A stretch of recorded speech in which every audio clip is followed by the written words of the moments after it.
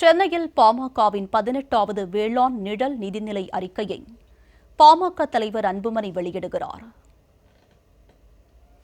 அந்த காட்சிகளை தற்போது பார்க்கலாம். வேளாண் துறை வளர்ச்சிக்கான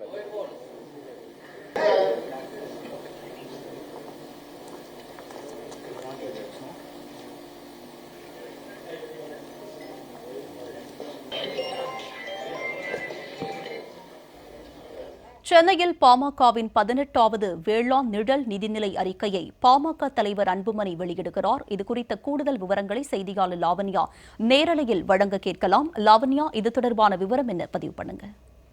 வணக்கம் உமா. சென்னை தனியார் நட்சத்திர விடுதியில் 2025 மற்றும் 26ஆம் ஆண்டிற்கான பாட்டாளி மக்கள் கட்சியின் 18வது வேளாண் நிழல் நிதி அறிக்கையை பாமக தலைவர் அன்புமணி ராமதாஸ் வெளியிட்டார். மேலும் அந்த அறிக்கையிலே தமிழக அரசிற்கு அவர்கள் தெரிவிக்க வேண்டிய முக்கிய பல அம்சங்கள் இடம்பெற்றிருக்கின்றன.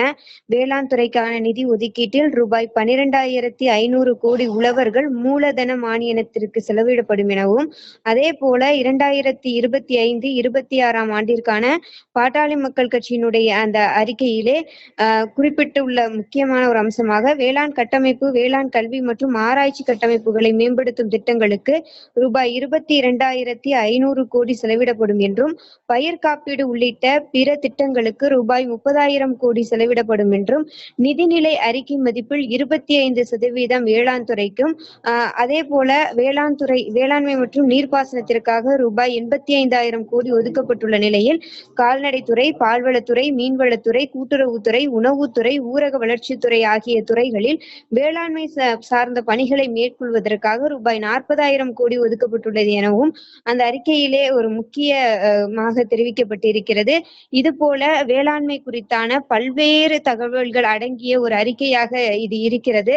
இது அனைத்து மக்களும், அதாவது குறிப்பாக அனைத்து வேளாண்மை மக்களும் பயன்பெறும் வகையிலே இந்த அறிக்கைகள் இடம்பெற வேண்டும். இந்த அறிக்கையில் இருக்கக்கூடிய ஒவ்வொரு திட்டங்களும் தமிழக அரசு செயல்படுத்தினால் அந்த வேளாண்மையில மிகப்பெரிய ஒரு மாற்றத்தை ஏற்படுத்தக்கூடிய ஒரு வண்ணம் இருக்கும் என பாட்டாளி மக்கள் கட்சியினுடைய தலைவர் அன்புமணி ராமதாஸ் தெரிவித்தார்.